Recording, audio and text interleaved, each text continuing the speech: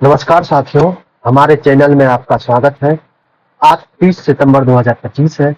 आज के दिन के जितने भी इम्पोर्टेंट न्यूज है उसको हम एमसीक्यू के फॉर्म में डिस्कस करेंगे। ये वीडियो बहुत इम्पोर्टेंट है, तो कृपया आप अंत तक देखें और वीडियो को शेयर करें, चैनल को सब्सक्राइब करें और लाइक्स जरूर करें वीडियो को। तो चलिए वीडियो शुरू करते हैं। तो पहला जो न्यूज है वो इंडस्ट्रियल आउटपुट ग्रोथ जो स्लो हो गया कितने अगस्त में 4%, स्लो होकर 4% पर आ गया है। इसी पे क्वेश्चन है। तो चलिए पहला क्वेश्चन देखते हैं। What is the base year for the index of industrial production in India? Index of industrial production in India का बेस ईयर कितना है? बेस ईयर क्या है? आईपीपी का बेस्ट ईयर पूछ रहा पहला क्वेश्चन में। तो पहला ऑप्शन है 2004 से 2005, दूसरा ऑप्शन 2011-12, तीसरा ऑप्शन 2015-16, चौथा ऑप्शन 2020-21। तो बेस ईयर 2011-12 है, जो ऑप्शन बी में है, सही है। अगला जो न्यूज है वो anti terror role that define logo, जो पाकिस्तान जो है वहां जो यूएन में उसको कुछ यूएन बॉडी का एक मेंबर बना दिया गया है जो कि टेरर से कनेक्टेड है, उसी में है। तो चलिए अगला क्वेश्चन देखते हैं। इस पे क्वेश्चन देखते हैं। Which UN body did Pakistan lead as per document rising concern about its credibility due to alleged terror link? देखिए पाकिस्तान जो है वो टेरर करता है, उसके बावजूद भी उनको किसी एक यूएन के टेरर बॉडी जिसमें वर्क करता है उसको उसमें लीड करने के लिए बना दिया है। तो यही जो है कौन सा बॉडी है जिसके कारण उसके क्रेडिबिलिटी का, पाकिस्तान के जो क्रेडिबिलिटी पे कंसर्न उठाता है? तो पहला option UN human right council नहीं, दूसरा option UNSC Taliban sanction committee, यही बॉडी है, जो ऑप्शन बी सही है। तीसरा ऑप्शन यूएन जनरल असेंबली, चौथा option UN peace keeping operation है, ऑप्शन बी सही है। अगला क्वेश्चन हमारे पॉपुलेशन पे है। तो चलिए देखते हैं क्वेश्चन क्या है। According to the health as India study mention in the document, health as India study के हिसाब से कितने परसेंट जो इंडिया में इल्डर है उसके लिए निगेटिव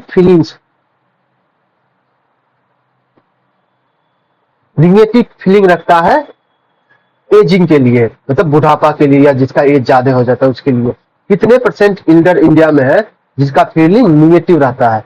पहला ऑप्शन 34%, दूसरा ऑप्शन 54%, तीसरा ऑप्शन 68%, चौथा ऑप्शन 83%। तो सही आंसर है 54%, ऑप्शन बी सही है।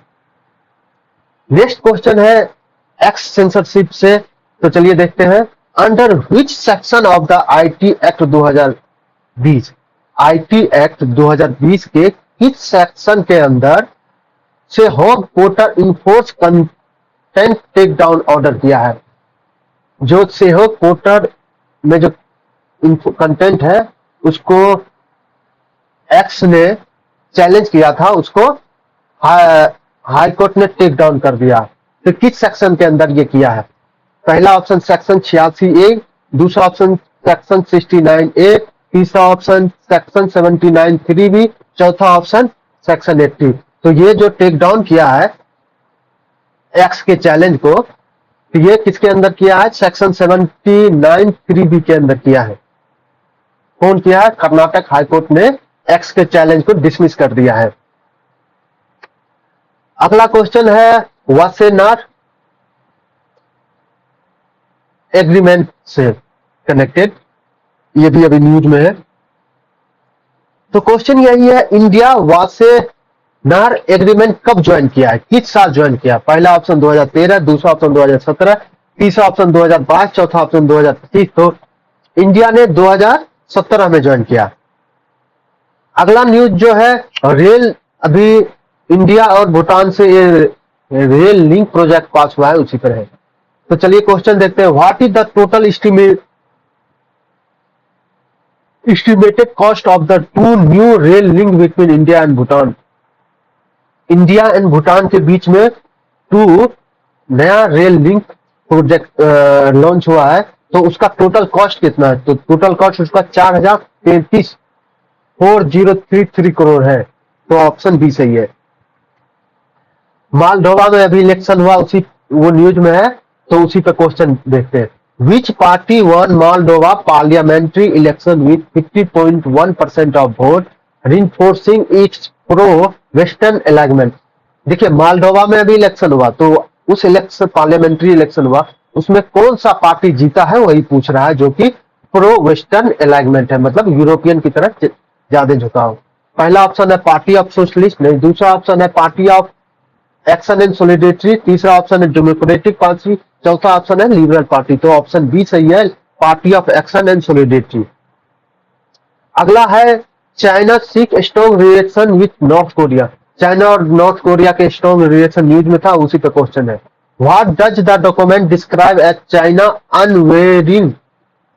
Unvarying strategic policy toward the North Korea. China जो है नॉर्थ कोरिया को इतना unwavering strategic policy north Korea की, और कौन सा डॉक्यूमेंट डिस्क्राइब करता है कि चाइना नॉर्थ कोरिया को फेवर करता है? किसके साथ? अनस्वेरविंग स्ट्रेटेजिक पॉलिसी के अंदर।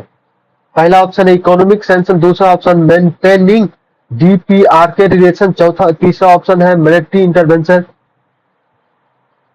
एंड लास्ट ऑप्शन है डिप्लोमेटिक आइसोलेशन।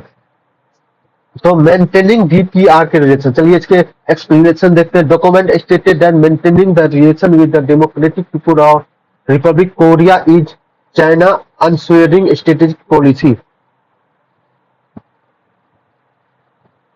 अगला जो न्यूज है वो है सूरीनाम, एक देश है, उन्होंने जो प्लेज लिया था किसके, फॉरेस्ट को प्रोटेक्ट करने के लिए, उसका उस प्लेज का 90% वो फुलफिल कर दिया। तो चलिए अगला क्वेश्चन, इसी पे क्वेश्चन देखते हैं। Suriname's forest pledge surpasses which goal conservation target mention in the. देखिए, सूरीनाम जो प्लेज लिया था किस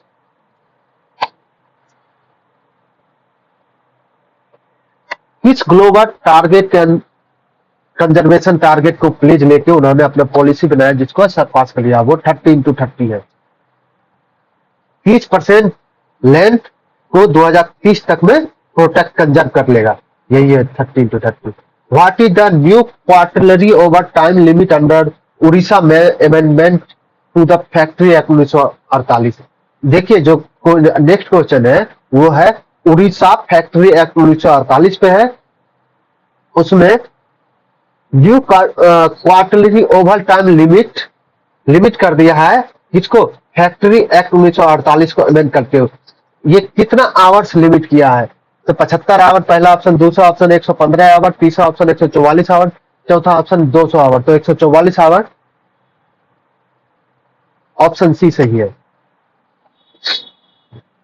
नेक्स्ट क्वेश्चन है which Indian state report the highest acid attack case in 2022।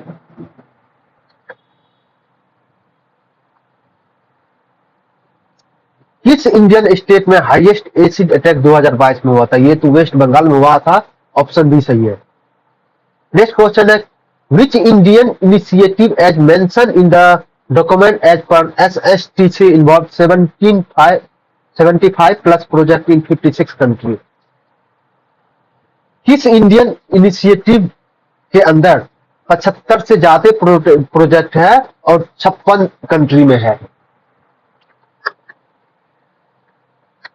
पहला ऑप्शन ITEC प्रोग्राम के अंदर है, दूसरा Indian UN development partnership fund के अंदर है, तीसरा voice of global south summit के अंदर है, चौथा digital public infrastructure. India UN development partnership fund के अंदर 75 से ज्यादा प्रोजेक्ट 56 कंट्री में इंडिया का रन कर रहा है। नेक्स्ट क्वेश्चन है, ये ओमेन का जो एग्रीकल्चर में इंफ्ला है, ये अभी न्यूज में है, उसी पर है। What percent of Indian agriculture workforce do women account for? कितने परसेंट इंडियन एग्रीकल्चर का वर्कफोर्स ओमेन का मतलब महिलाएं करती है? A 25%, B 42%, C 50%, D 60%। तो 42% जो इंडियन वुमेन है, जो इंडियन एग्रीकल्चर के वर्कफोर्स के हिस्सा है। अगला क्वेश्चन है, रसिया और इंडिया के बीच में अभी एक मिलिट्री एक्सरसाइज हुआ है, जो यूरोपियन कंट्री ने इसको कंसर्न में लाया। तो वो एक्सरसाइज का नाम क्या है? तो ये एक्सरसाइज का नाम है जेपर्ड 2025। ऑप्शन बी सही है। अगला क्वेश्चन है, on which legal principle did supreme court primary rely in 2019 Ayodhya judgment for deciding title? कौन से लीगल प्रिंसिपल जिन्होंने सुप्रीम कोर्ट ने primary rely in Ayodhya judgment में प्राइमरी रिलाई किया ये टाइटल को डिसाइड करने के लिए? वो जज कौन सा लीगल प्रिंसिपल है? हिस्टोरिकल कंक्वेस्ट नहीं, preponderance of probability, ASI archaeological funding, religious faith. तो ऑप्शन बी सही है, प्रीपोंडरेंस ऑफ प्रोबेबिलिटी। अगला क्वेश्चन है, जीएसटी से न्यूज आई है, जो एमपीसी का रोल क्या है? तो ये क्वेश्चन पूछ रहा है एमपीसी का प्राइमरी रोल क्या है। एमपीसी मतलब मॉनेटरी पॉलिसी कमेटी का प्राइमरी रोल क्या है? वो है कि मेंटेन करेगा प्राइस स्टेबिलिटी, ग्रोथ को सपोर्ट करते हुए। तो ऑप्शन बी सही है। अगला क्वेश्चन है, how much e waste did India generate in 2022? 2022 में इंडिया कितना ई वेस्ट जनरेट किया? ये लगभग 4.17 मिलियन टन ई वेस्ट इंडिया जनरेट किया है 2022 में। तो ऑप्शन बी सही है। और लास्ट क्वेश्चन है, what is the name of propose lunar gravitational wave detection project mention in the lunar gravitational wave detection project का नाम क्या है? LLGO, LISA, लीला, इंडिगो। तो लीला है।